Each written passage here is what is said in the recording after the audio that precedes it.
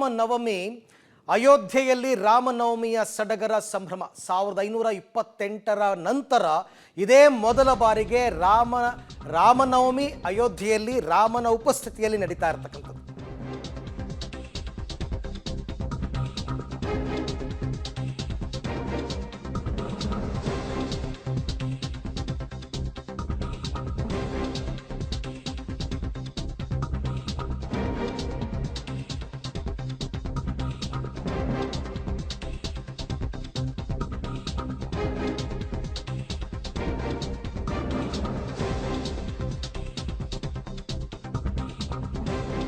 ರಾಮ ಮಂದಿರವಾದ ಬಳಿಕ ಮೊದಲ ರಾಮನವಮಿ ಅಯೋಧ್ಯೆಯಲ್ಲಿ ರಾಮನವಮಿಯ ಸಡಗರ ಸಂಭ್ರಮ.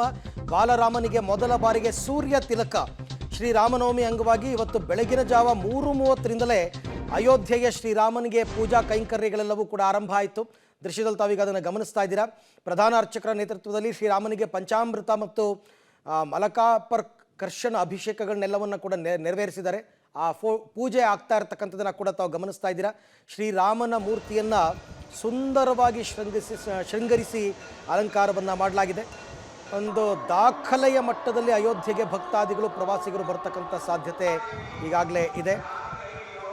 ಬಹಳ ಪ್ರಮುಖವಾದ ವಿಚಾರ ಅಂತಂದರೆ ರಾಮಲಲ್ಲಾನಿಗೆ ಇವತ್ತು ಭಾಸ್ಕರ ಮುತ್ತಿಕಲ್ಲಿದ್ದಾನೆ. ಅದನ್ನು ನೋಡ್ತಾ ಇದ್ದೀರಾ ದೃಶ್ಯದಲ್ಲಿ. ಇಸ್ರೋದವರ ಸಹಕಾರದೊಂದಿಗೆ ಮಾಡಿರ್ತಕ್ಕಂಥದ್ದು. ಅಯೋಧ್ಯೆಯಲ್ಲಿ ರಾಮ ಮಂದಿರ ನಿರ್ಮಾಣದ ಬಳಿಕ ಮೊದಲ ರಾಮನವಮಿ ಆಚರಣೆ ನಡೀತಾ ಇದೆ. ಕುತೂಹಲದ ಸಂಗತಿ ಅಂದರೆ ಮಧ್ಯಾಹ್ನ ಅಂದರೆ ಈಗ ಸರಿಯಾಗಿ ಸೂರ್ಯ ಕಿರಣಗಳು ಬಾಲರಾಮನ ಮೂರ್ತಿಗೆ ಮುತ್ತಿಕ್ಕಲಿವೆ. ಆ ರೀತಿ ಅದನ್ನು ಡಿಸೈನ್ ಮಾಡಿದ್ದಾರೆ. ಇದನ್ನು ಸೂರ್ಯ ಅಭಿಷೇಕ ಅಥವಾ ಸೂರ್ಯ ತಿಲಕ ಅಂತ ಕರೆಯಲಾಗುತ್ತೆ. ಸೂರ್ಯ ಅಭಿಷೇಕ ಇದೆಲ್ಲವೂ ಕೂಡ ಈಗಾಗಲೇ ಶುದ್ಧೀಕರಣ ಆದ ನಂತರ ಆಗ್ತಾ ಇರ್ತಕ್ಕಂಥದ್ದು. Indian institute of technology IITR ರೂರ್ಕಿನಲ್ಲಿರ್ತಕ್ಕಂಥ ವಿಜ್ಞಾನಿಗಳು ಈ ಸೂರ್ಯ ತಿಲಕ ಕಾರ್ಯವಿಧಾನವನ್ನು ವಿನ್ಯಾಸಗೊಳಿಸಿದ್ದಾರೆ. 12 ಗಂಟೆ 16 ನಿಮಿಷಕ್ಕೆ ಅಂತ ಹೇಳ್ತಾ ಇದ್ದಾರೆ. ಸೂರ್ಯನ ಅಭಿಷೇಕ ಒಂಥರ ಯಂತ್ರಶಾಸ್ತ್ರದ ಪ್ರಕಾರವಾಗಿ ಸೂರ್ಯನ ಅಭಿಷೇಕ ಆಗುತ್ತೆ ಅಂತಕ್ಕಂಥದ್ದು. ಸೂರ್ಯನ ಕಿರಣಗಳು ದೇವರ ಹಣೆಯ ಮೇಲೆ ಬೀಳುವಂತೆ ಮಾಡಲಾಗುತ್ತೆ. ಸೂರ್ಯನ ಕಿರಣ ಈಗ ನಮಗೆಲ್ಲ ಗೊತ್ತಿರೋ ಹಾಗೆ ಶಿವರಾತ್ರಿಯಲ್ಲಿ ಗವಿಗಂಗಾಧರೇಶ್ವರ ದೇವಸ್ಥಾನದಲ್ಲಿ ಶಿವನ ಪಾಣಿಪೀಠಕ್ಕೆ ಯಾವ ರೀತಿ ಸೂರ್ಯರಶ್ಮಿ ಬೀಳುತ್ತೆ, ಅದೇ ರೀತಿ ರಾಮ ಮಂದಿರದಲ್ಲಿ ಅಯೋಧ್ಯೆಯಲ್ಲಿ ಸೂರ್ಯನ ಕಿರಣ ದೇವರ ಹಣೆಯ ಮೇಲೆ ಬೀಳುವಂತೆ, ವಿಗ್ರಹದ ಹಣೆಯ ಮೇಲೆ ಬೀಳುವಂತೆ ಮಾಡಲಾಗಿದೆ. ಇದನ್ನು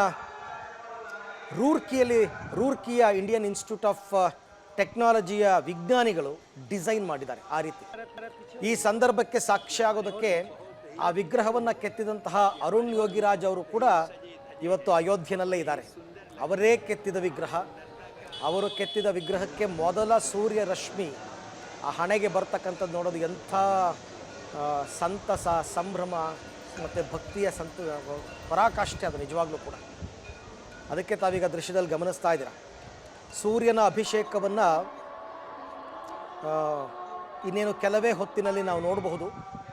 ಸಮಯವನ್ನು ಕೂಡ ನಿಗದಿ ಮಾಡಿದ್ದಾರೆ. 12 ಗಂಟೆ 16 ನಿಮಿಷಕ್ಕೆ ಸರಿಯಾಗಿ ಶ್ರೀರಾಮಲಲ್ಲಾನ ಹಣೆಯ ಮೇಲೆ ಸೂರ್ಯ ಕಿರಣ ಬಂದು ಬೀಳುವ ರೀತಿಯಲ್ಲಿ ಅದನ್ನು ವಿನ್ಯಾಸಗೊಳಿಸಿರ್ತಕ್ಕಂಥದ್ದು. ಅದೊಂಥರ ದೃಗ್ವಿಜ್ಞಾನ ಅಂತ ಹೇಳ್ತಾರೆ. ದೃಗ್ವಿಜ್ಞಾನ ಮತ್ತು ಯಂತ್ರಶಾಸ್ತ್ರ ಇದೆರಡರ ಮಿಶ್ರಣದಲ್ಲಿ ಈ ಟೆಕ್ನಾಲಜಿಯನ್ನು ಡಿಸೈನ್ ಮಾಡಿದ್ದಾರೆ IIT ಅವರು. ಹಾಗಾಗಿ ಇವತ್ತು ಅದು ಆಮೇಲೆ ಇದು ಪ್ರಯೋಗ ಆಗಿದೆ, ಸಕ್ಸಸ್ ಮಾಡಿಕೊಂಡಿದ್ದಾರೆ. ಇದು ಆಗುತ್ತೆ ಅಂತಲೂ ಕೂಡ ಗೊತ್ತಾಗಿದೆ. ರಾಮನವಮಿ ದಿನವೇ ಸೂರ್ಯನ ಅಭಿಷೇಕವನ್ನು ಖಚಿತಪಡಿಸ್ಕೊಳ್ಳೋದಕ್ಕೆ ಶ್ರೀರಾಮ ಜನ್ಮಭೂಮಿ ತೀರ್ಥಕ್ಷೇತ್ರ ಟ್ರಸ್ಟ್ ಈಗಾಗಲೇ 2 ಪ್ರಯೋಗಗಳನ್ನ ಕೂಡ ನಡೆಸಿತ್ತು.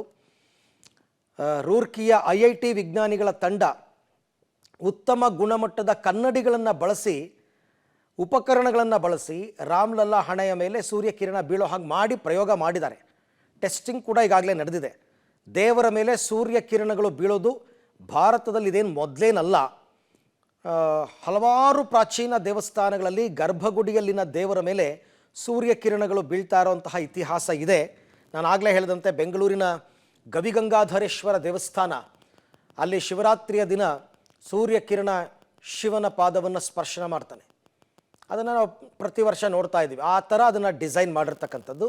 ಇಲ್ಲೂ ಅದೇ ಟೆಕ್ನಾಲಜಿಯ ರೂಪದಲ್ಲಿ ವಿಜ್ಞಾನಿಗಳು ಮಾಡಿದ್ದಾರೆ.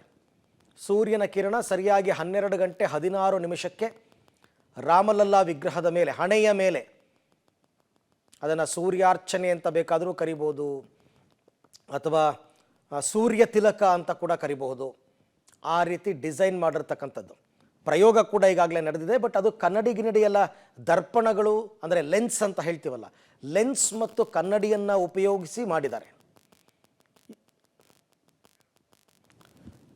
ಈ ವಿಚಾರಕ್ಕೆ ಸಂಬಂಧಪಟ್ಟಂತೆ ಮತ್ತಷ್ಟು ಮಾಹಿತಿ ನನ್ನ ಕೊಲೀಗ್ ಶಬೀರ್ ನವದೆಹಲಿಯಿಂದ ನನ್ನ ಜೊತೆ ಜಾಯ್ನ್ ಆಗ್ತಾ ಇದ್ದಾರೆ. ಶಬೀರ್, ಯಾವ ರೀತಿ ಟೆಕ್ನಾಲಜಿ ಇದು, ಏನನ್ನ ಎಕ್ಸ್ಪೆಕ್ಟ್ ಮಾಡ್ಬೋದು ಅಂತ?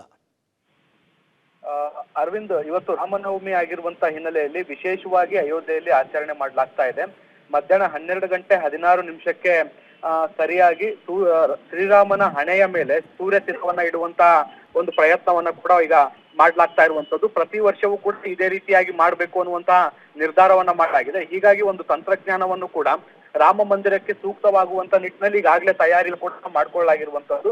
ಈ ತಂತ್ರಜ್ಞಾನವನ್ನ ಬಳಸ್ಕೊಂಡು 3ನೇ ಮಹಡಿಯಲ್ಲಿರುವಂತಹ ಕನ್ನಡಿಗಳ ಮೂಲಕ ಗರ್ಭಗುಡಿಯಲ್ಲಿರುವಂತಹ ರಾಮನ ಹಣೆಗೆ ಸೂರ್ಯನ ರಶ್ಮಿಗಳು ಬೀಳುವ ರೀತಿಯಾದಂತಹ ವ್ಯವಸ್ಥೆಯನ್ನ ಮಾಡಲಾಗಿರುವಂತದ್ದು. ವಿಶೇಷ ಅಂದ್ರೆ ಬೆಂಗಳೂರಿನ 2 ಕಂಪನಿಗಳು ಈ ಒಂದು ತಂತ್ರಜ್ಞಾನವನ್ನ ತಯಾರು ಮಾಡಿ ಈಗ ಟ್ರಸ್ಟ್ಗೆ ಕೊಟ್ಟಿರುವಂತದ್ದು. ಈಗಾಗಲೇ ಪ್ರಾಯೋಗಿಕ ಪರೀಕ್ಷೆಗಳು ಕೂಡ ಬಹುತೇಕ ಯಶಸ್ವಿಯಾಗಿರುವಂತದ್ದು. ಇವತ್ತು 12 ಗಂಟೆ 16 ನಿಮಿಷಕ್ಕೆ ಸರಿಯಾಗಿ ಈ ಒಂದು ಪ್ರಕ್ರಿಯೆಯನ್ನ ಕೂಡ ಮಾಡ್ಲಾಗತ್ತೆ. ಈ ಸಂದರ್ಭದಲ್ಲಿ ಗರ್ಭಗುಡಿಯಲ್ಲಿರುವಂತಹ ಬಾಲರಾಮನ ಮೂರ್ತಿಯ ಹಣೆಯ ಮೇಲೆ ಈ ಒಂದು ಸೂರ್ಯನ ರಶ್ಮಿಯ ಕಿರಣಗಳು ಬೀಳುತ್ತೆ. ಇಲ್ಲಿ ಮುಖ್ಯವಾಗಿ ತಿಳ್ಕೊಬೇಕಾಗಿರುವಂತದ್ದು ಏನು ಅಂದ್ರೆ, ರಾಮ ಸೂರ್ಯ ವಂಶದವರು ಅನ್ನುವಂಥದ್ದು ಎಲ್ಲರಿಗೂ ಕೂಡ ಗೊತ್ತಿರುವಂತ ವಿಚಾರ. ಹೀಗಾಗಿ ರಾಮನು ಹುಟ್ಟಿದ ದಿನ ಸೂರ್ಯನ ಬೆಳಕನ್ನ ಅಲ್ಲಿ ಪ್ರತಿಬಿಂಬಿಸುವಂತದ್ದು ಇದರ ಉದ್ದೇಶ ಆಗಿದೆ. ಥ್ಯಾಂಕ್ ಯು ಶಬೀರ್, ತಮ್ಮೆಲ್ಲ ಮಾಹಿತಿಗಾಗಿ.